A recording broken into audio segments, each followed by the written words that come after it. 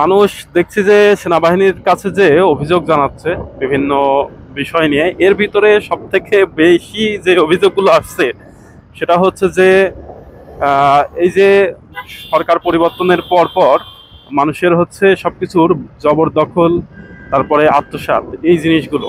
তো এই ধরনের ইস্যু নিয়ে অনেকেই আসছে যে হচ্ছে তাদের আহ, জায়গার উপর থেকে আহ, এই যে গাছপালাগুলো কেটে নিয়ে তারা হচ্ছে ওখানে আবার ঘর বাড়ি করেছে।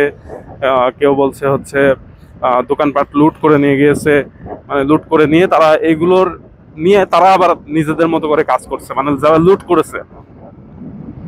তো জবরদখল এই জিনিসটা তো আসলে কোনোভাবেই ভালো না, মানে সেটা ধর্মীয়ভাবে হোক বা রাষ্ট্রীয়ভাবে, কিন্তু এইগুলো কিন্তু মানে জবরদখল জিনিসটা আলাদা।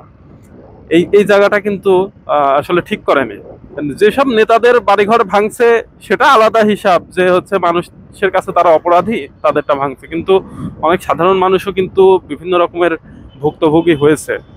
হ্যাঁ, তো এই জায়গাগুলো আসলে খুবই খারাপ। মানুষ কিভাবে পারে মানুষের হক নষ্ট করে, মানুষের কাছ থেকে কেড়ে বা ছিনতাই করে, এগুলো তো আসলে এক প্রকারের ডাকাতি, এক প্রকারের ডাকাতি। পুলিশ প্রশাসন এগুলো যখনই একটু কিছু সময় স্থগিত গিয়েছে, এই সুযোগে আহ, মানুষ এই কাজগুলো করছে। তো একটা ছেলেকে দেখলাম যে ওখানে আর্মিদের ওখানে কথা বলে সে বসে বসে আছে, তো ওনার কাছে জিজ্ঞেস করলাম যে কাহিনী কি।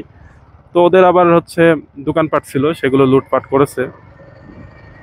তারপরে জায়গার উপর থেকে অনেক গাছপালা ছিল, সেগুলো কেটে বিক্রি করে দিয়েছে, এরকম এটা তার অভিযোগ। তো সেনাবাহিনীর কাছে আসছে অভিযোগ জানাতে, তারা বলে অভিযোগ নিচ্ছে এবং মাঠ পর্যায়ে যে কাজও করছে। তো ছেলেটা বলে সপ্তাহখানিক হলো অভিযোগ দিয়ে গিয়েছে, তো এখনো কোনো কার্যকর হয়নি। তারপরে থানায় গিয়েছিল, সেখানেও তেমন কোনো ফলাফল এখন পর্যন্ত পায়নি। তো এইসব বিষয় নিয়ে আসলে মানুষের খুবই ভোগান্তি মানুষ পোহাচ্ছে, কারণ একটা মানুষের ইনকাম সোর্স, তারপরে সম্পত্তি, এগুলোই তো মানুষের সম্পদ। তো সেই জায়গাগুলো যখন নষ্ট হয়ে যায় তখন আসলে কিছু করার থাকে না, তখন মানুষ দাঁড়ে দাঁড়ে ঘুরে যে সুষ্ঠু বিচার কার কাছে পাওয়া যাবে, কার কাছ থেকে এটা সমাধান করা যাবে, মানুষ সেগুলো নিয়েই চেষ্টা করে। তো এটা কিন্তু খুবই খারাপ একটা জিনিস আমাদের, মানে মানুষ যে কেন এগুলো করে যে কি পায়, মরার পর কি এগুলো কবরে নিয়ে যাবে নাকি, এটাও বুঝি না।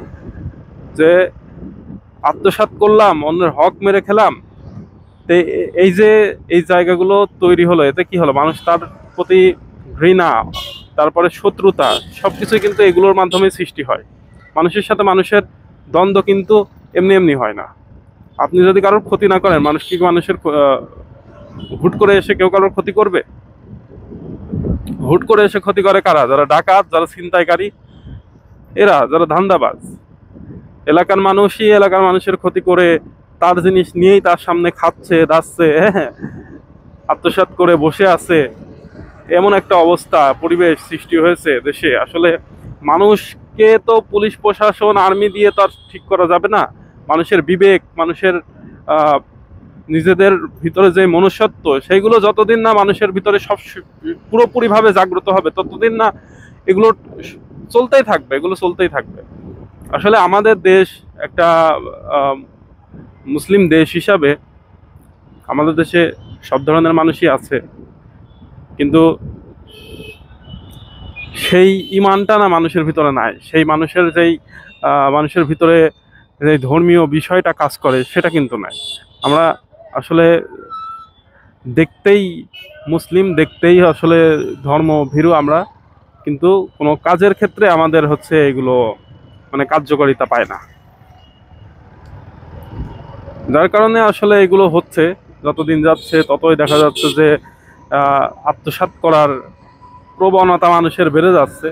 মানে এটা একটা, এগুলোর বিচার করা উচিত, এগুলোর বিচার যত দ্রুত সম্ভব। এই যে খুনের বিচার, মানুষকে হত্যা করেছে এগুলোর বিচার, তারপরে এই যে আত্মসাৎ করার বিচার, এগুলো করতে হবে।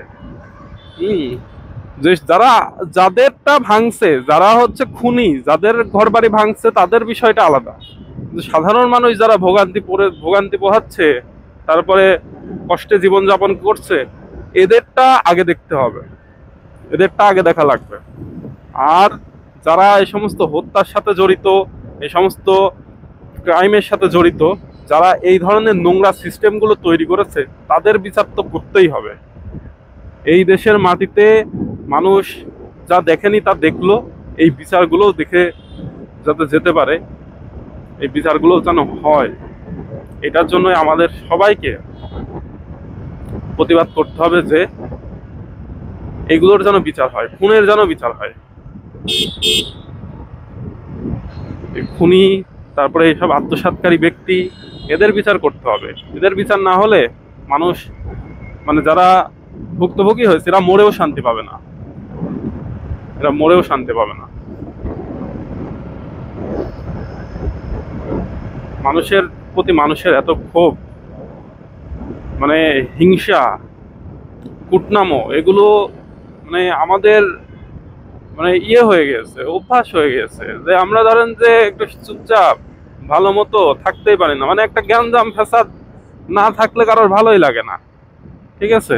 একটা গ্যাঞ্জাম ফ্যাসাদ থাকতে হবে, এর সাথে দ্বন্দ্ব থাকতে হবে, একটা কেস কাম থাকতে হবে, হ্যাঁ, মানুষের লাইফে একটা অস্থিরতা থাকতে হবে। মানে এগুলো না থাকলে মন মানে লাইফই না, সেটা এরকম একটা অবস্থা।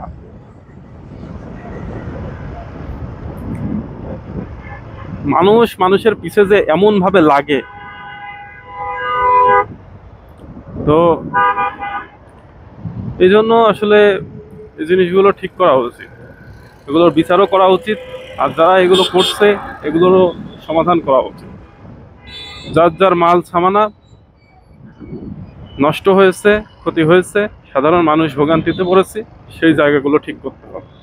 তাই বলে এটা বলছি না যে হচ্ছে যারা খুন করেছে তাদেরকে সবকিছু ফিরিয়ে দিতে হবে, তা না। সাধারণ মানুষ যারা ভুক্তভোগী হয়েছে তাদেরকে সবকিছু ফিরিয়ে দিতে হবে, তাদেরকে সবকিছু সমাধান করে দিতে হবে। তাহলেই আমাদের দেশটা আবার নতুন করে সুন্দর মতো সুষ্ঠুভাবে সব চলবে। সবাইকে ধন্যবাদ। আমার চ্যানেলটি সাবস্ক্রাইব করে সাথে থাকবেন। আসসালামু আলাইকুম।